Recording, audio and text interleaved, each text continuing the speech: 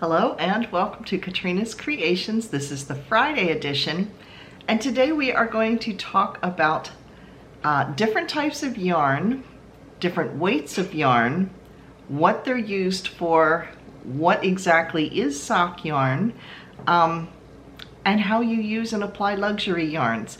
This was actually a question that was sent to me by one of the viewers, and I thought it was such a good topic that it would be a good one for our Friday video.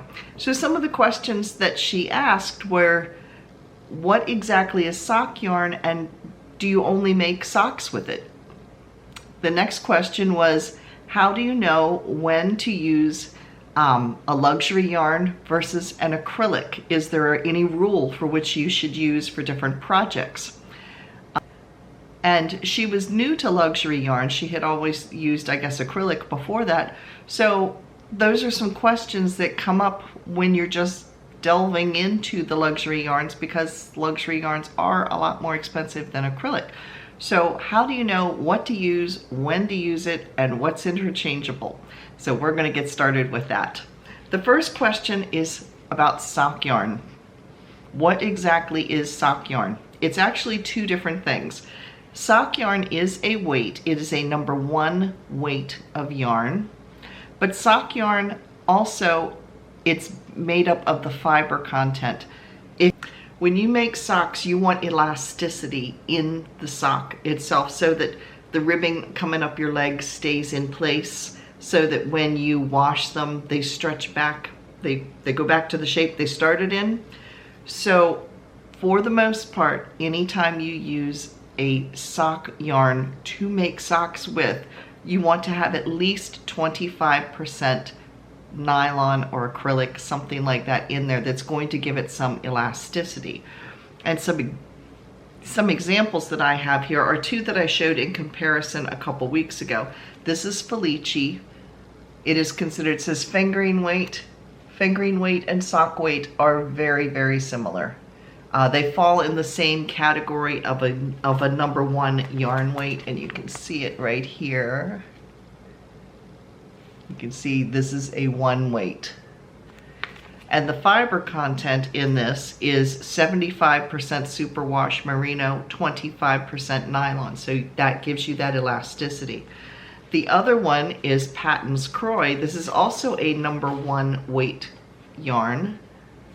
It is a sock yarn, but when you compare the two sizes together, and I did this in the video,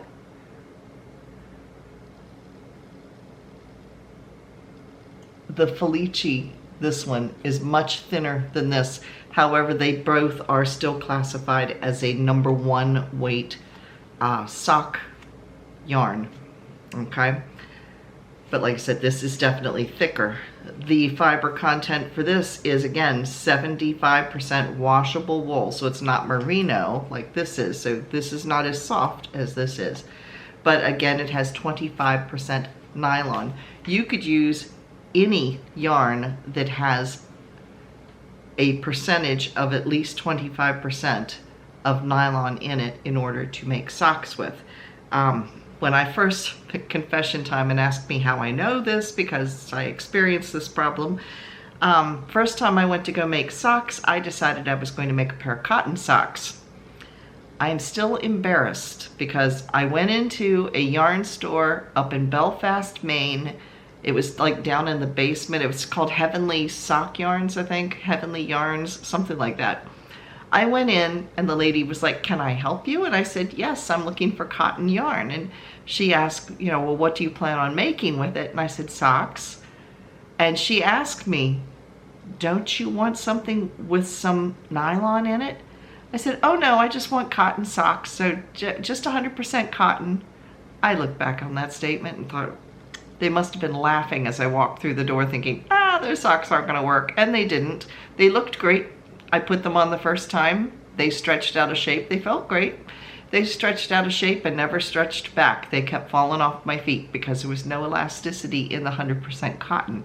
So yes, lesson learned. Make sure you have some nylon in your socks. Now, when I talk about yarn weights, it is put out by the CYC, which is the I have to put it, it's something Yarn Council. I forget what the first C stands for. I'll put it down here to let you know what it stands for. They're the ones that came up with the sock weight charts. And I'm just going to read some of them off to you to let you know, in case you aren't aware of these. You can actually go online, Google yarn weight chart, and you can pull these up and look for yourself. But a number 1, which is your sock weight yarn, is considered super fine, and that includes baby yarn, fingering yarn, or sock weight yarn. Now I do have baby yarn. I think all of us know what it looks like. This is fingering weight, and it is again very thin.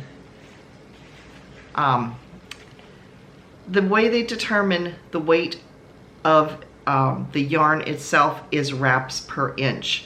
They take a ruler, they wrap the yarn around the ruler and just line it all up as they wrap it. And depending on how many wraps per inch they get, that determines how many, what the weight of the yarn is. In other words, if you're wrapping per inch worsted weight, you're going to have fewer wraps per inch than you're going to have with like a lace weight or a 1 weight, because like a 1 weight skein of yarn, which is, this is fingering, this for a 100 gram skein has on average 400 yards. Where a worsted for 100 gram skein, you're going to have around 220 to 250 yards per skein. So it determines the thickness of the yarn. So the number 1 weight, like I said, is considered super fine, and there's baby weight, fingering, and sock weight.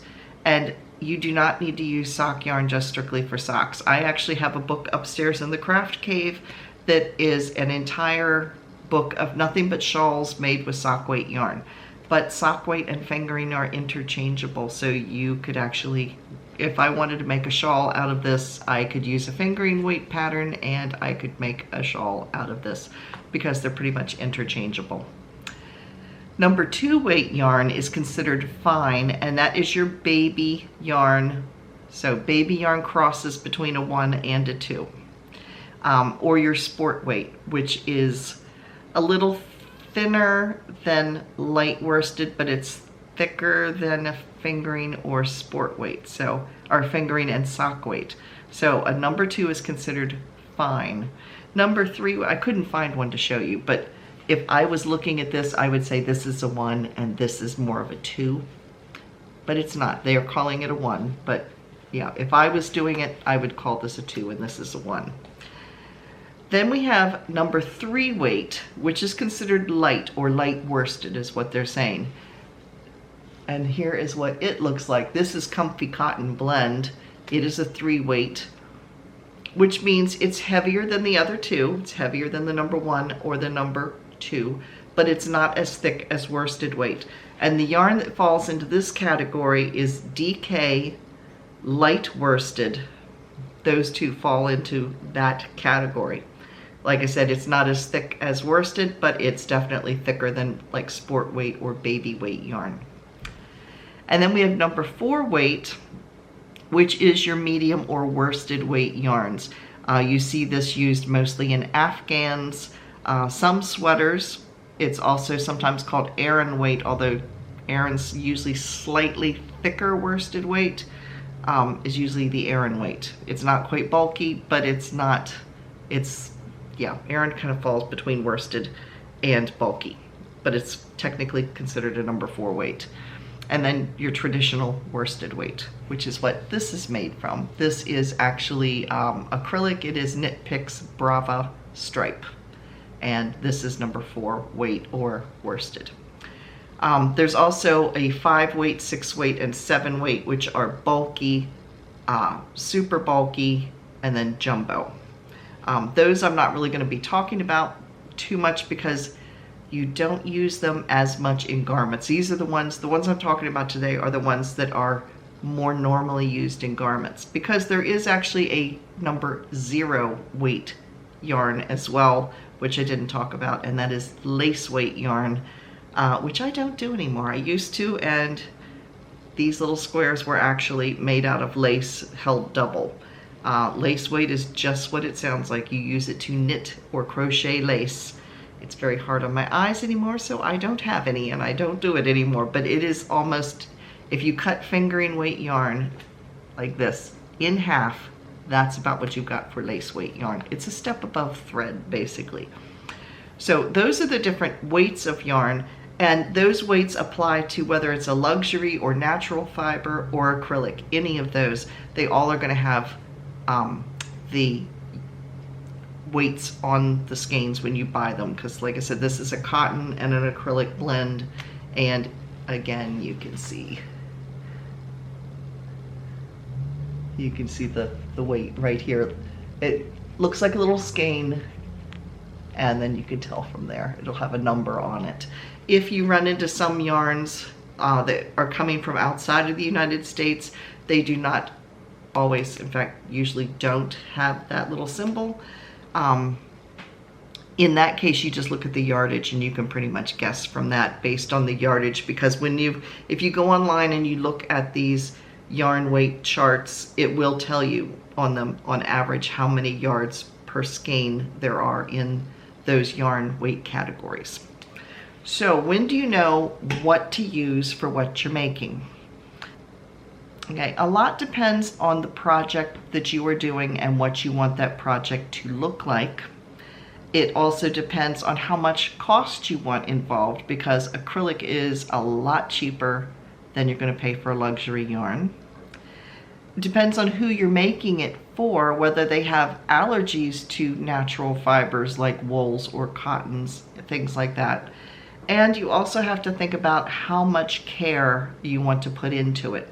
If I'm gifting something to someone and I know they are not going to want to have to wash something by hand and lay it flat and stretch it back into shape, there's no way I'm going to spend money on a luxury yarn for them, because that's what they're going to have to do. If there's somebody that, if I'm making like something for babies, okay, baby garments are usually made in either fingering weight number 1 up to number 3. So number 1, 2, or 3 would work for baby items. Now, I do know some people make baby items out of luxury yarns, but I know if I had a baby, I wouldn't want something out of a luxury yarn. They may feel wonderful, but babies spit up and have other things happen, like exploding in their diapers, that you've then got to hand wash. If you're taking care of a baby, do you really want to spend all that much time taking care of luxury yarns to make sure it looks that way? You know, looks nice when you put it back together again. You're going to want something that's acrylic that you can, you know, if it gets dirty, you could throw it in the wash, pull it back out, and you're good to go. The other thing to take into consideration with making items for babies out of natural fibers is whether they have an allergy to it. Most of the time, I think you're probably okay with acrylics or nylons, things like that. But you know, baby skin is sensitive, and while the luxury yarns are much softer most of the time, especially if they're like a superwash or a merino or an alpaca, you don't know whether that baby could have an allergy to wool, you know, or cotton. You know, they might have some kind of reaction where some of the man-made fibers you might be a little safer with. So as far as making things for babies, I would myself stick to making things out of acrylic yarns, just because the care level with them, the price involved, because babies are going to outgrow it so fast, and worrying about any allergic reactions that a baby would have.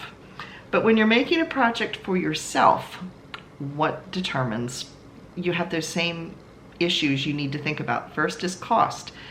This particular sweater, I think I used 5 skeins of yarn, and each skein was $5, so this was $20 to make this, or 25, 20, 25. I forget how many skeins of yarn I used. Might have been 4. I don't know. I spent $20 to $25 and I made this sweater. This sweater, on the other hand, I spent $25 just on this skein of yarn and this skein of yarn. This particular sweater probably cost, I don't remember the exact amount because it's been a few years since I bought the yarn, but this sweater cost more than double what this one costs to make. Now granted, this is luxury yarns, but I probably spent close to 60, I'd say $60 to $65 probably all total on the yarn to make this. So that can be a determining factor. The cost is big and different. This one, when I get it dirty, I throw it in the wash, I throw it in the dryer, I put it back on again. This is supposedly anti-pilling yarn, although I've had anti-pilling yarn still pill, especially where it rubs under the arms. You get little, when I say pilling, it's these little fuzzy things that pop up.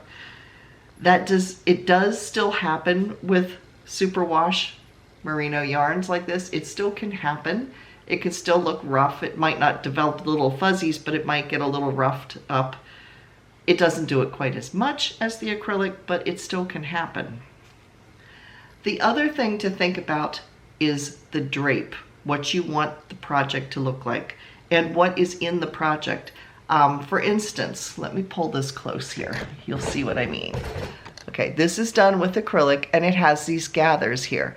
These gathers are done, they're very kind of crisp. They really stand up because the acrylic yarn is, now this is worsted weight, but the acrylic yarn is a little bit stiffer than your softer yarns. If I was doing something with cables, this would show up with this yarn very well. If I did cables with this yarn, it would not show up as well. And when I talk about drape, I'm going to show you this sweater, also made in 100% cotton, and you'll see the difference. This one, you can see this sleeve is not fluffy, okay? It's not ruffly, and you can see how crisp this is here. Let me show you the exact same sweater.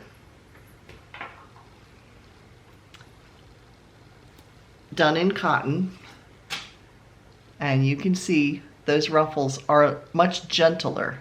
You can see the sleeves have a lot of flip-flop to them. They've ruffled a little bit. That's called drape. And you can see when you do this, you can see it just hangs very nicely. Like I said, this is 100% cotton. This is 100% acrylic. It's not ruffling. I mean, I'm not going to stand up and do it, but it doesn't ruffle. You know, it doesn't wave when you hold it up. I'm going to show you another example. Both of these are the same pattern. This is also in Knit Picks Brava.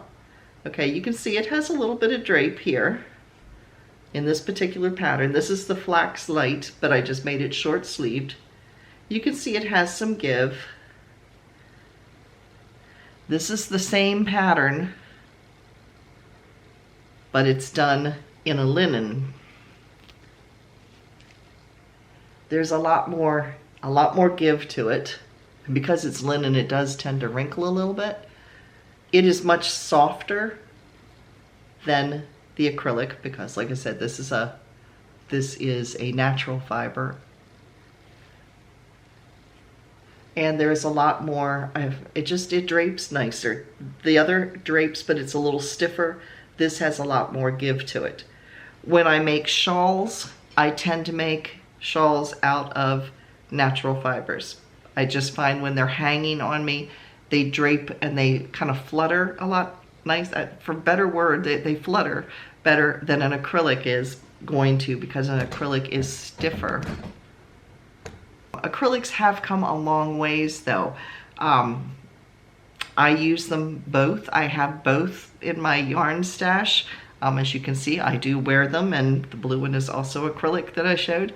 A lot just depends on the project, how much money I want to spend, how much care I want to put into it, and what I want the overall project to look like. This one I'm very happy with. It doesn't have all the flutter that the other one I showed you did, but I still like this. It holds its shape. I don't have to wash it by hand. You know, it all depends. So when it comes to your own projects or garments, you can make them out of whichever you want, whichever fits your budget. Like I said, acrylics have come a long ways over the years. It used to be acrylics were always fuzzing up. They always were scratchy feeling. They tended to look a little ratty and worn after just a couple of uses, but they've come a long ways. washed this one, and I've got other stuff that's acrylic, and I use it and I have no problems with it whatsoever. And acrylic comes in different weights as well, so don't think you always have to buy acrylic in worsted weight.